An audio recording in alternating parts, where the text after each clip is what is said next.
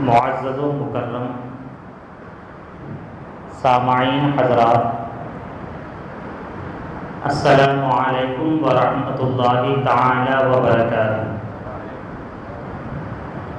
الحمد للہ رب العالمین والعاقبۃ للمتقین والصلاة والسلام على أشرف الأنبياء وخاتم النبيين وعلى آله الطيبين الطاهرين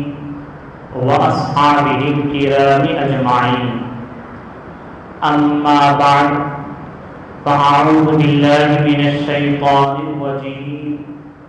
بسم الله الرحمن الرحيم، رضی اللہ عنہم ورضوا عنہ، آمنت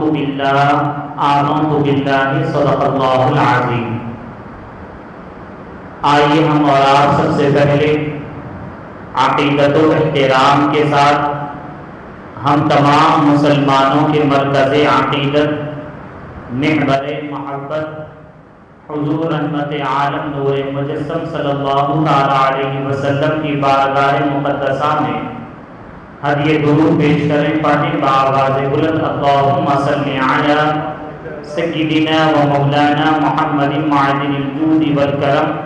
وآلہ واصحابہ وبارک وسلم۔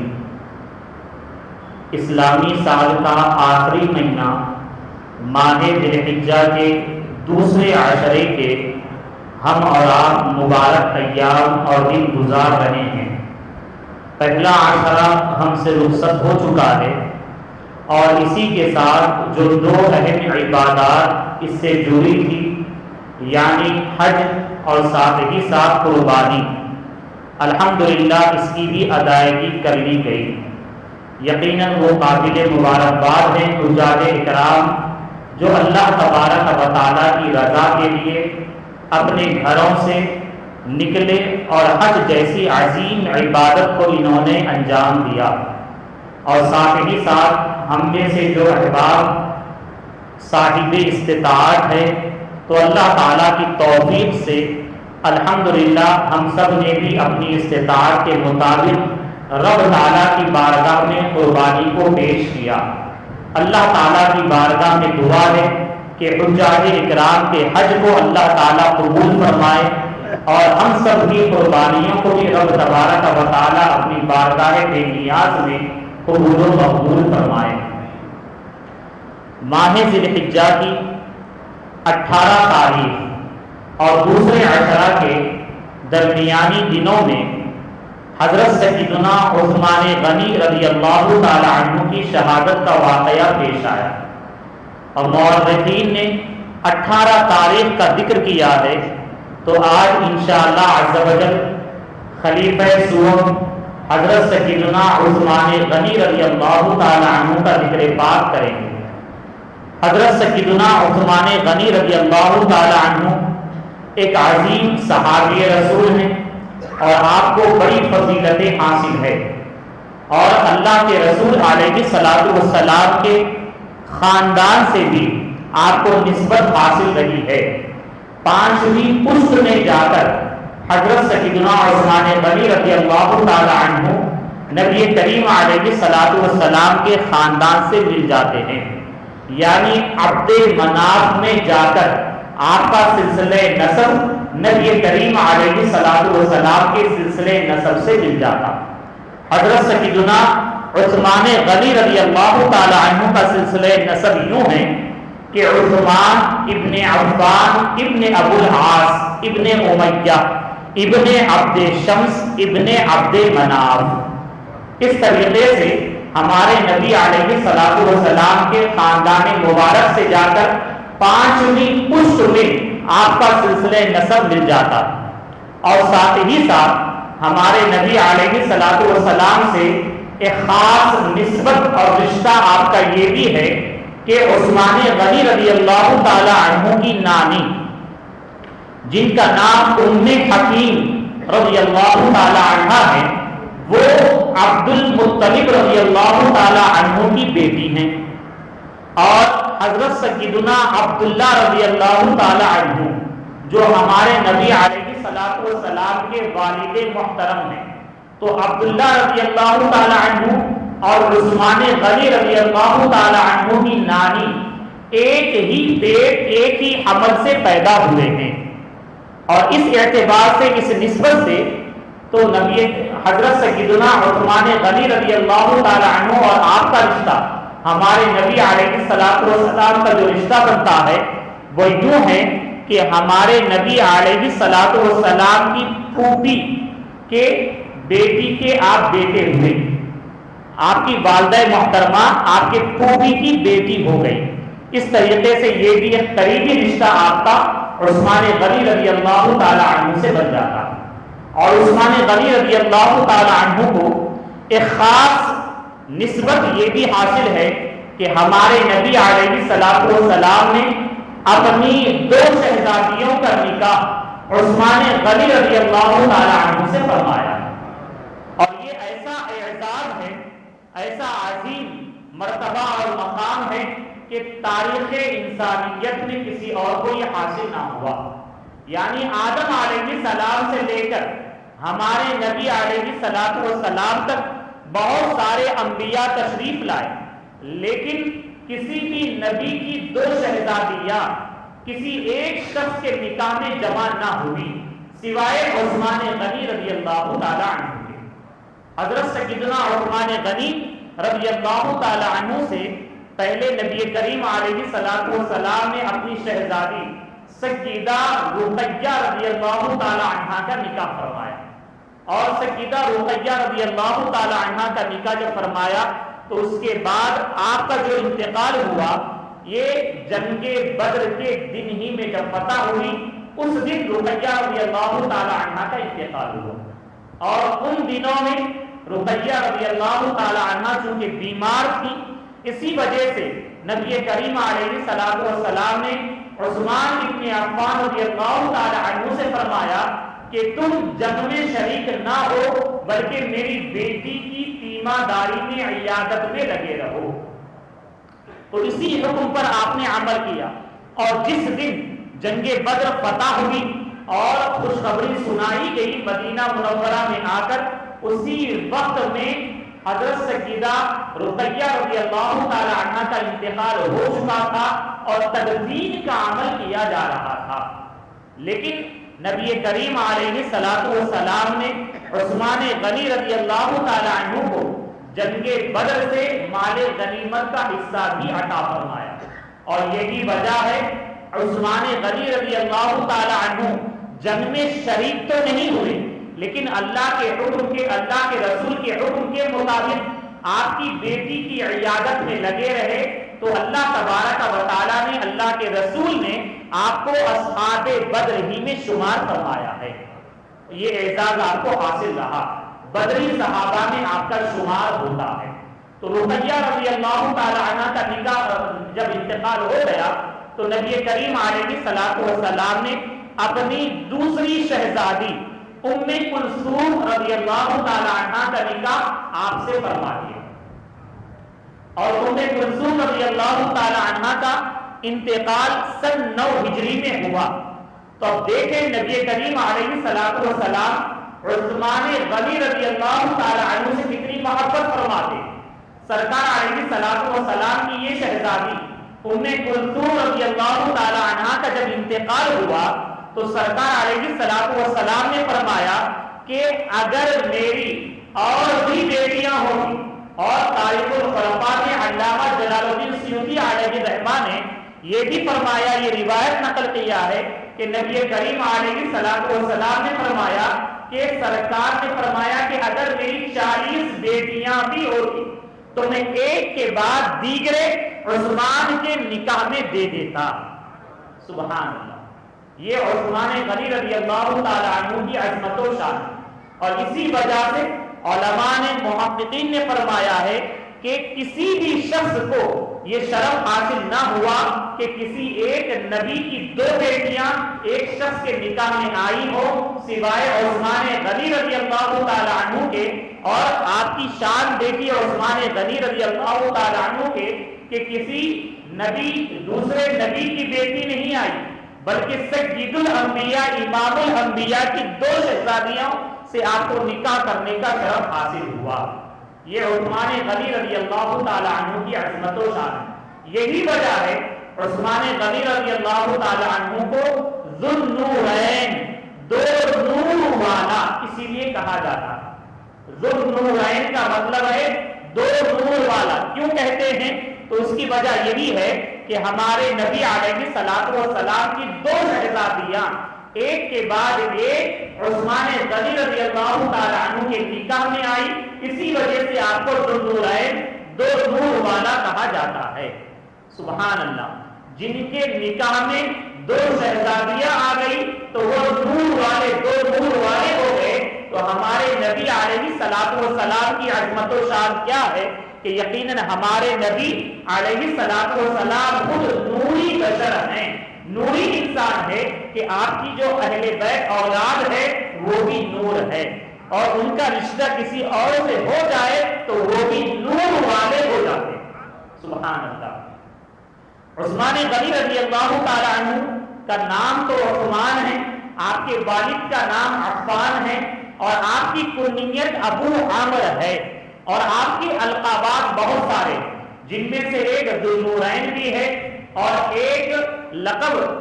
حیا والا، کامل الحیاء والایمان، یہ بھی آپ کا ایک لقب ہے، عظیم لقب کہ حیا والا آپ کو کہا جاتا ہے۔ اور اس پر حدیث شریف سماعت کریں کہ آپ ایسے حیا والے تھے کہ نبی کریم علیہ الصلوۃ والسلام خود جو ہے آپ سے حیا فرمایا کرتے تھے، کہ ایک روایت میں یہ آیا ہے کہ نبی کریم علیہ الصلوۃ والسلام اپنے حجرہ مبارکہ میں بیٹھے ہیں۔ آپ اس طریقے سے بیٹھے کہ آپ کے پنڈلی مبارک یعنی گھٹنے سے نیچے کا جو حصہ ہے اس حصے کے اوپر سے کپڑا ہٹ جاتا ہے، تہبند شریف ہٹ جاتی، اس طریقے سے آپ بیٹھے ہوئے ہیں پاؤں پھیلا کر۔ تو سیدہ عائشہ رضی اللہ تعالی عنہا اس حدیث شریف کو روایت کرتی ہیں کہ دروازہ کھٹکھٹاتے ہیں اور ابو بکر صدیق رضی اللہ تعالی عنہ اندر آنے کی اجازت حاصل کرتے، تو اجازت دے دی جاتی، اور نبی کریم علیہ الصلوۃ والسلام اسی طریقے سے پاؤں دراز کیے، لمبے کیے ہوئے آپ لیٹے رہتے ہیں، اور آپ کے پنڈلی مبارک سے کپڑا ہٹا رہتا ہے۔ وہ آ جاتے، بیٹھ جاتے، اس کے بعد پھر فاروق اعظم رضی اللہ تعالی عنہ اجازت حاصل کرتے، وہ تشریف لاتے، نبی کریم علیہ الصلوۃ والسلام اسی حالت میں بیٹھے رہتے ہیں، یعنی پاؤں پھیلائے ہوئے، اور آپ کے پنڈلی مبارک سے کپڑا کچھ ہٹا رہتا ہے، یہاں تک کہ پھر عثمان غنی رضی اللہ تعالی عنہ آپ اجازت حاصل کرتے اور اندر تشریف لاتے ہیں، اور جیسے ہی آتے نبی کریم علیہ الصلوۃ والسلام بیٹھ جاتے اور اپنے کپڑے مبارک کو درست فرما لیتے، اس طریقے سے عمل فرماتے، اور یہ تینوں حضرات بیٹھتے، اس کے بعد رخصت ہو جاتے۔ سیدہ عائشہ طیبہ طاہرہ رضی اللہ تعالی عنہا نبی کریم علیہ الصلوۃ والسلام سے پوچھتی ہیں کہ یا رسول اللہ علیہ الصلوۃ والسلام کہ میرے بابا جان ابو بکر صدیق آئے تو آپ اسی حالت میں بیٹھے رہے، اور اس کے بعد عمر فاروق آئے تب بھی آپ نے اپنے کپڑوں کو درست نہ فرمایا، عثمان آئے تو آپ بیٹھ گئے اور اپنے کپڑوں کو درست فرما دیا۔ تو نبی کریم علیہ الصلوۃ والسلام فرماتے ہیں کہ اے عائشہ، میں اس سے حیا کیوں نہ کروں جس سے فرشتے بھی حیا کرتے ہیں۔ سبحان اللہ۔ یہ عثمان غنی رضی اللہ تعالی عنہ کی عظمت و شان، اور آپ کا حیا اور اخلاق کا معاملہ اتنا اعلیٰ رہا کہ نبی کریم علیہ الصلوۃ والسلام کے ہاتھ پر ہاتھ دے کر جب آپ نے بیعت فرما لی تو داہنے ہاتھ سے بھی کبھی بھی زندگی بھر آپ نے اپنے داہنے ہاتھ کو شرمگاہ کو مس نہ کیا، داہنے ہاتھ سے اپنے داہنے ہاتھ سے اپنی نجاست وغیرہ کو یا پھر شرمگاہ کو ہاتھ نہ لگایا۔ کیوں؟ اس لیے کہ اس داہنے ہاتھ کو نسبت مصطفیٰ حاصل ہے، اور اسی دست اقدس سے انہوں نے نبی کریم علیہ الصلوۃ والسلام کے ہاتھ پر بیعت حاصل فرمائی۔ اور عثمان غنی رضی اللہ تعالی عنہ جب اسلام قبول فرما لیے، داخل اسلام ہوئے، تو آپ جو اسلام میں داخل ہوئے یہ خلیفہ اول ابو بکر صدیق رضی اللہ تعالی عنہ کی دعوت پر داخل اسلام ہوئے. اور کب ہوئے؟ تو آپ کا شمار جو ہے السابقون الاولون میں ہوتا ہے، یعنی جو پہلے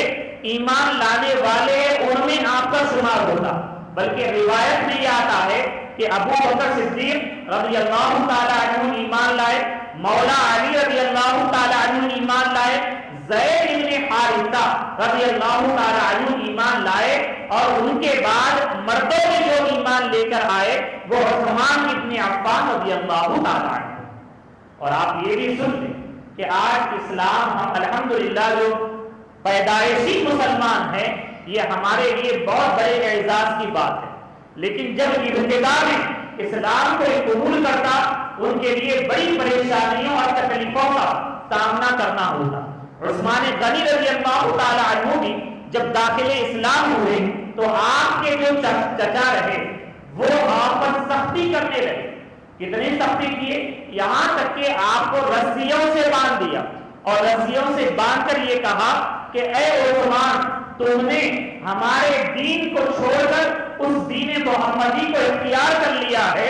جب تک تم اس دین کو نہیں چھوڑو گے ہم تمہیں ایسے ہی باندھ کر سزا میں رکھیں گے.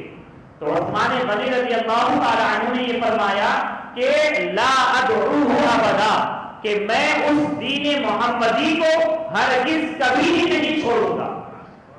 اور میں اسی پر رہوں گا، باقی رہوں گا اسی دین پر. یہاں تک کہ آپ اسی کا اظہار فرماتے رہے اور آپ کے چچا جو آپ پر زیادتی کرنے کا ارادہ کیے تھے جب انہوں نے دیکھا آپ کا صبر اور استقامت تو وہ بھی جو ہے ہار گئے اور یہاں تک کہ ان کو چھوڑ دیا.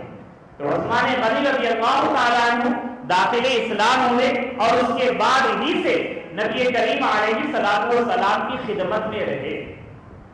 اور جب کفار مکہ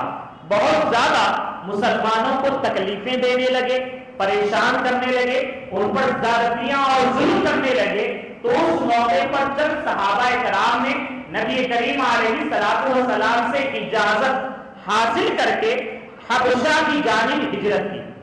مکہ مکرمہ سے حبشہ کی جانب ہجرت کی تاکہ وہاں پر سکون و اطمینان سے رہ کر دین اسلام پر عمل کرتے رہیں. تو نبی کریم علیہ الصلوۃ والسلام نے مسلمانوں کو اجازت عطا فرمائی. انہی میں سے ہجرت کرنے والوں میں سے ایک عثمان غنی رضی اللہ تعالی عنہ بھی ہے.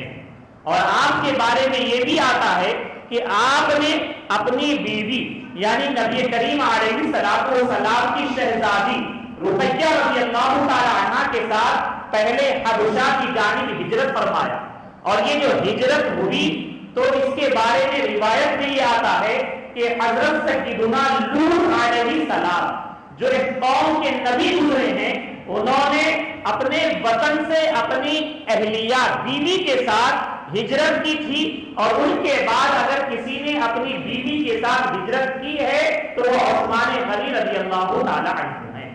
تو آپ حبشہ کی جانب ہجرت فرمائے اور حبشہ سے مدینہ منورہ کی جانب پھر ہجرت آپ نے فرمائی ہے. اسی وجہ سے آپ کو صاحب ہجرتین، دو ہجرت والے کہا جاتا ہے. اور عثمان غنی رضی اللہ تعالی عنہ کا ایک لقب غنی بھی ہے، سبحان اللہ. بلکہ جب بھی ہم اور آپ یاد کرتے ہیں عثمان غنی کہتے ہیں، اور غنی کا معنی کیا ہے؟ مالدار،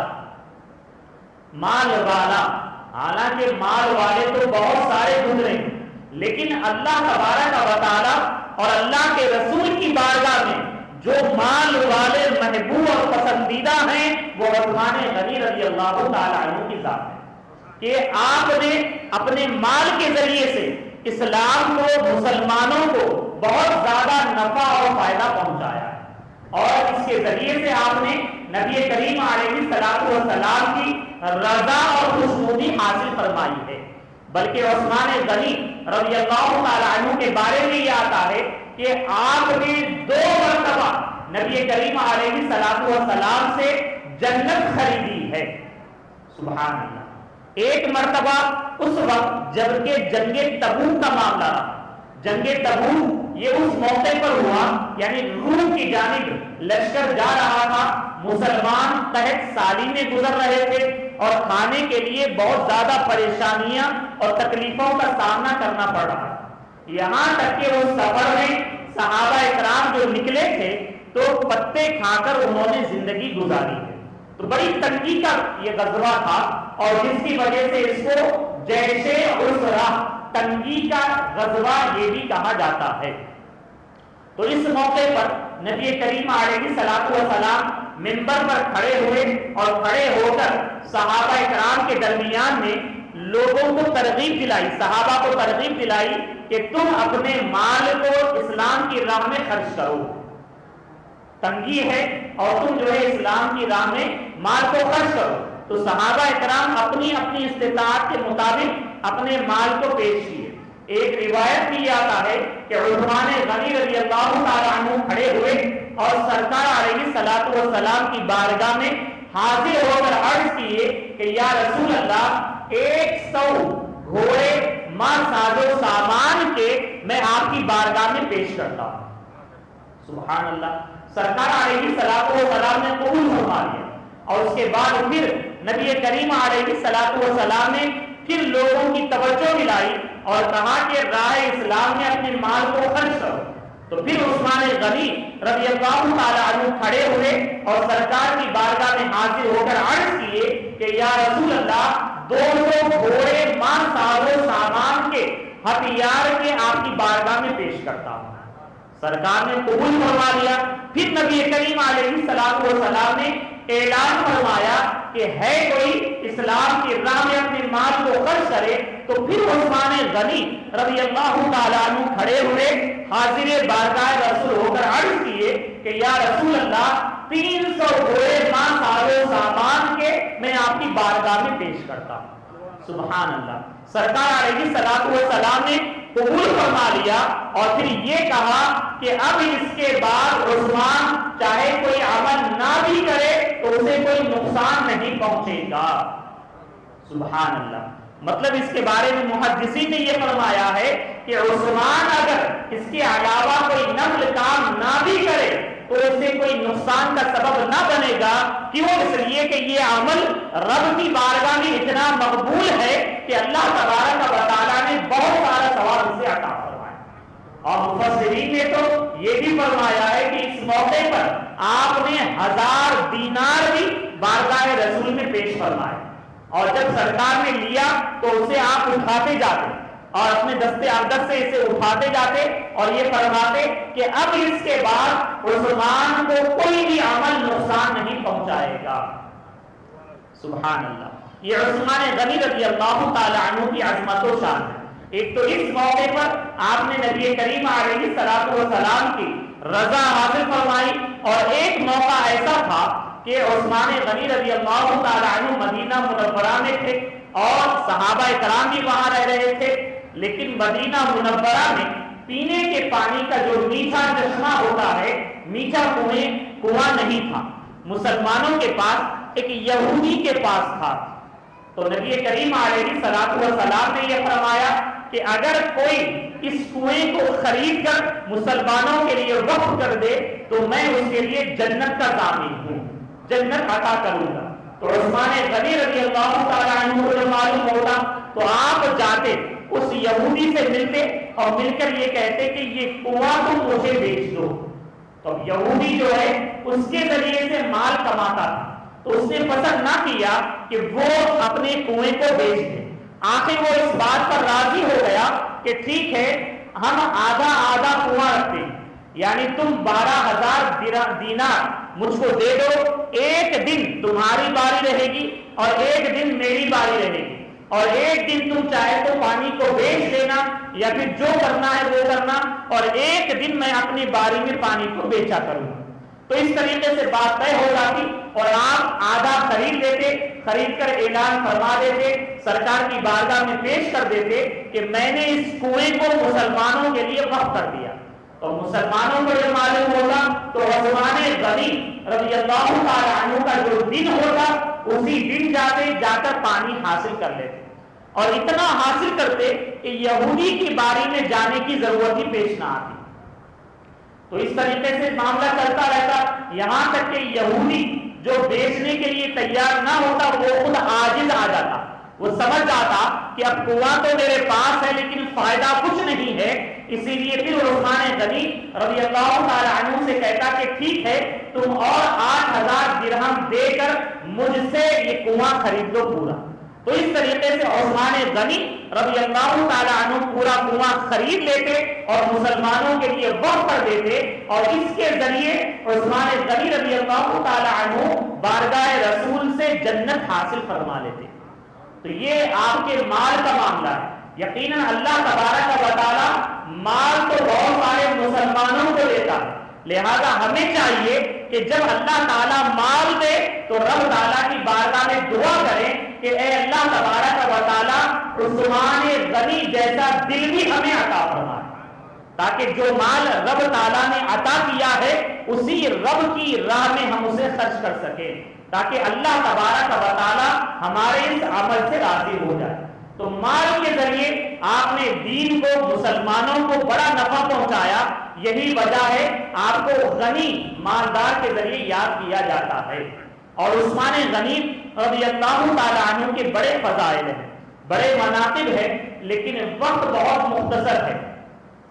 آپ نبی کریم علیہ الصلوۃ والسلام کے ساتھ ہر ایک غزوہ میں شریک رہے، سرکار علیہ الصلوۃ والسلام کی محبت میں آپ برابر زندگی گزارتے رہے، اور ساتھ ہی ساتھ نبی کریم علیہ الصلوۃ والسلام کے ظاہری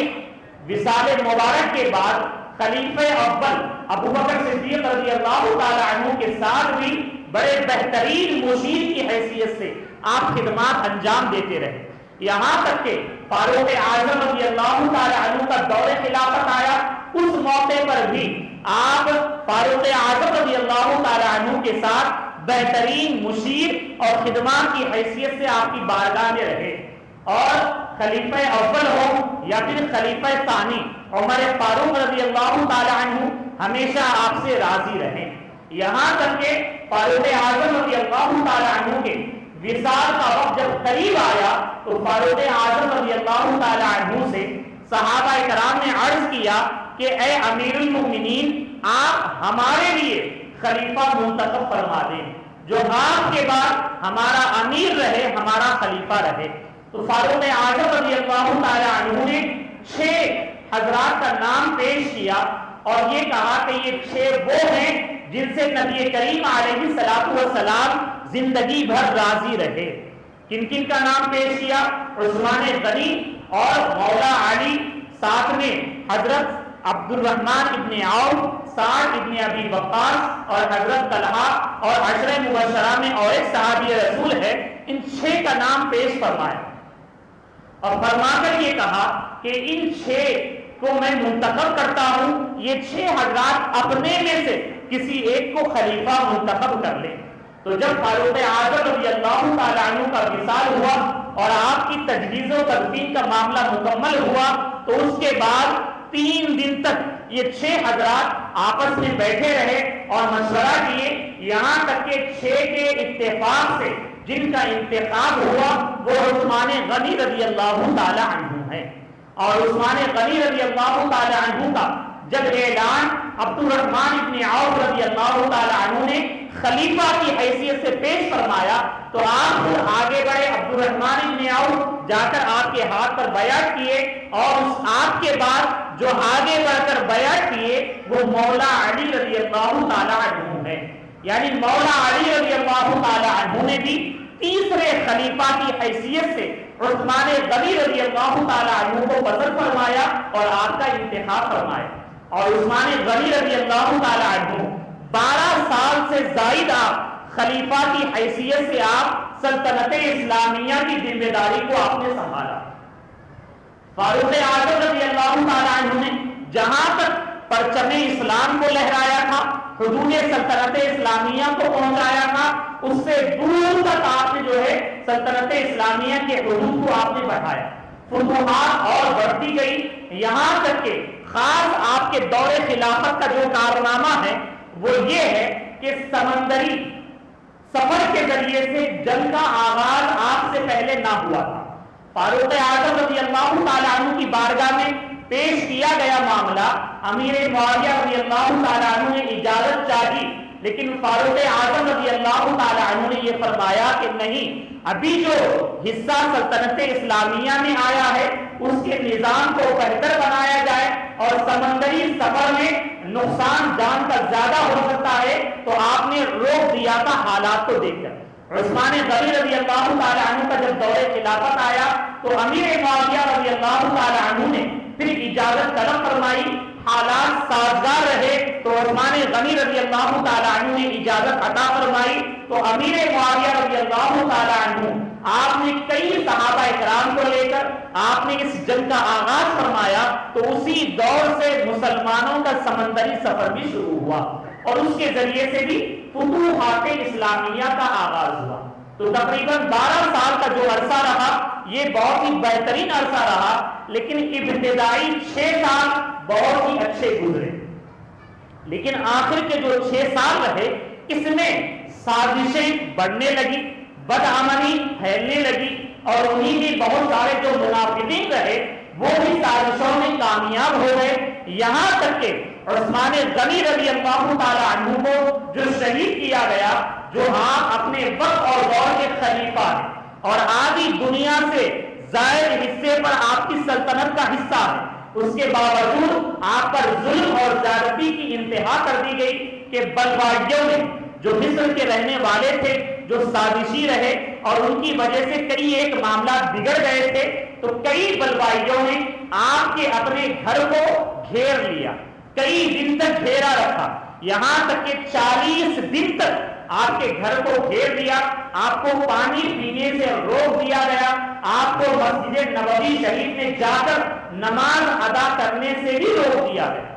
حالانکہ عثمان غنی رضی اللہ تعالیٰ عنہ کے احسانات، انعامات امت محمدیہ پر بہت سارے رہے، حالانکہ آپ وہ ہیں جنہوں نے مدینہ والوں کے لیے کنواں خرید کر وقف کیا تھا، لیکن آخری دور میں آپ پر جو ظلم اور زیادتی کی، بلوائیوں نے اس حد کو کر دیا کہ آپ تک پانی پہنچ نہیں پا رہا تھا۔ ایک دن شدت پیاس کی وجہ سے آپ گھر کی چھت پر آئے، اور آنے کے بعد آپ نے اعلان کیا کہ یہاں پر علی رضی اللہ تعالی عنہ ہے کیا؟ 1 سے 2 مرتبہ پوچھا تو لوگوں نے کہا کہ یہاں پر علی رضی اللہ تعالی عنہ نہیں ہے، تو آپ نے فرمایا ان تک یہ پیغام پہنچا دیا جائے کہ مجھے پانی کی ضرورت ہے۔ تو علی رضی اللہ تعالی عنہ نے اپنے شہزادوں حسن و حسین رضی اللہ تعالی عنہما اور اپنے خاص لوگوں کو حکم دیا کہ عثمان غنی رضی اللہ تعالی عنہ تک میٹھے پانی کے مشکیزیں پہنچائے جائیں۔ تو بڑی مشکل کے ساتھ آپ دونوں اور آپ کے علاوہ بنی ہاشم خاندان کے جو لوگ رہے وہ بڑی مشکل سے گھر کے اندر تک پانی پہنچا پائے، اور پانی پہنچانے میں کئی ایک حضرات زخمی بھی ہو گئے۔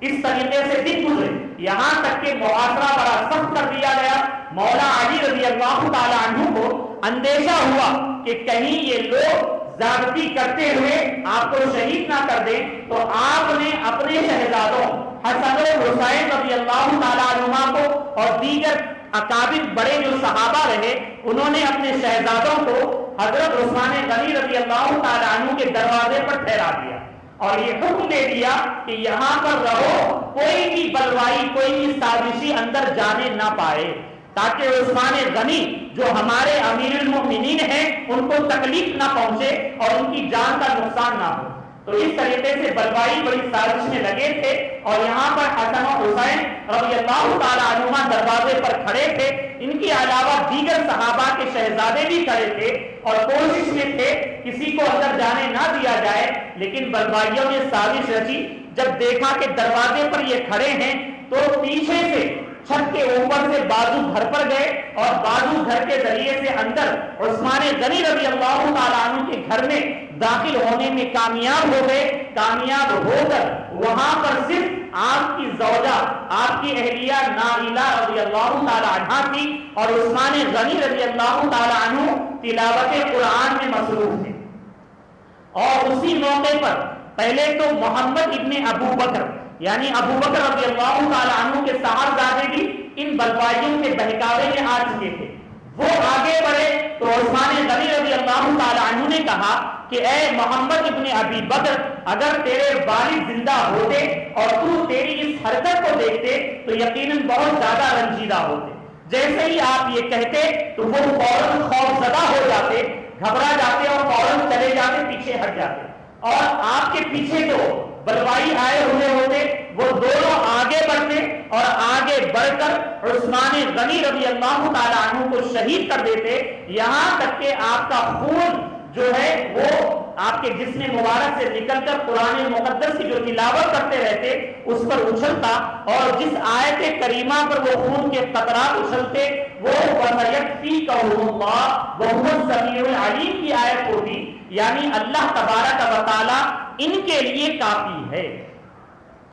اور پھر نائلہ رضی اللہ تعالی عنہ جو آپ کی زوجہ ہوگی وہ بچانے کے لیے آگے بڑھتی تو ان کے ہاتھ کے جو انگلیاں ہوتے وہ بھی کٹ جاتے۔ کس طریقے سے آپ کو شہید مظلومانہ انداز میں کر دیا جاتا، اور آپ کی زوجہ کھڑی ہو جاتی منزل کے اوپر، چھت کے اوپر، اور چیختی رہتی کہ امیر المومنین کو شہید کر دیا گیا، لیکن اتنا زیادہ شور ہوتا کہ لوگوں تک آواز نہیں جاتی۔ بڑی مشکل سے جب آواز پہنچتی مولا علی رضی اللہ تعالی عنہ اور دیگر بڑے صحابہ کو خبر ہوتی، وہ سب پریشان ہو جاتے، ناراض ہو گئے، اور مولا علی تو آتے اور آ کر حسن و حسین رضی اللہ تعالی عنہما پر ناراضگی کا اظہار فرماتے، اور ایک کے سینے پر تو موقع مارتے اور کہتے کہ تم لوگ یہاں کھڑے ہو اور انہیں کیسے جرأت ہوئی کہ وہ امیر المومنین کو شہید کر دے۔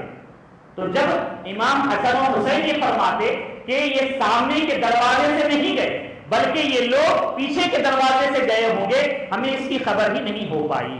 اس طریقے سے عثمان غنی رضی اللہ تعالی عنہ کو اس طریقے سے شہید کر دیا جاتا، اور جو ظلم اور زیادتی آپ پر ہوتی یقیناً یہ انتہا ہو جاتی کہ آپ کے لیے پانی بند کر دیا جاتا، اور آپ کے لیے مسجد نبوی میں نماز پڑھنے سے آپ کو روک دیا جاتا، حالانکہ آپ کے احسانات اس اسلام پر اور امت محمدیہ پر بہت زیادہ ہیں۔ اس کے باوجود اس طریقے سے منافقین نے، سازشی رچنے والوں نے اس طریقے سے سازش رچی تھی۔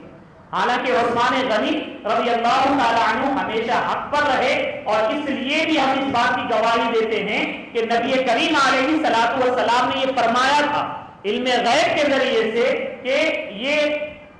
عثمان حق پر رہیں گے اس وقت جب فتنے عام ہو جائیں گے۔ تو اس موقع پر سے مراد یہی ہے کہ جب یہ آپ کا آخری وقت آیا تھا اس موقع پر آپ حق پر رہے، تو ہمیں اور آپ کو چاہیے کہ عثمان غنی رضی اللہ تعالی عنہ کے بڑے احسانات ہم امت محمدیہ پر ہے، ہم انہیں یاد رکھیں، اور 18 ذی الحجہ جو تاریخ ہے اس تاریخ میں خاص کر عثمان غنی رضی اللہ تعالی عنہ کی بارگاہ میں اخراج عقیدت و محبت پیش کریں۔ انشاءاللہ عز و جل آئندہ جمعہ دوسرے خلیفہ یعنی فاروق اعظم رضی اللہ تعالی عنہ کے حیات طیبہ پر انشاءاللہ عز و جل ہم کلام کریں گے۔ اللہ تعالیٰ کی بارگاہ میں دعا ہے اللہ تبارک و تعالیٰ ہم تمام کو عثمان غنی رضی اللہ تعالیٰ عنہ کے سچے چاہنے والوں میں شمار فرمائے، اور آپ کے نقش قدم پر چلنے کی توفیق عطا فرمائے، اور آپ کی بارگاہ میں ہم جو کوئی بھی اپنی محبت کا نذرانہ پیش کریں اللہ تعالیٰ اسے قبول و مقبول فرمائے، اور دونوں جہاں کی برکتوں رحمتوں سے مالا مال فرمائے۔ وما علینا الا البلاغ۔ السلام علیکم ورحمۃ اللہ تعالیٰ وبرکاتہ۔ جو حضرات سنت ادا نہ کی سنت ادا کریں۔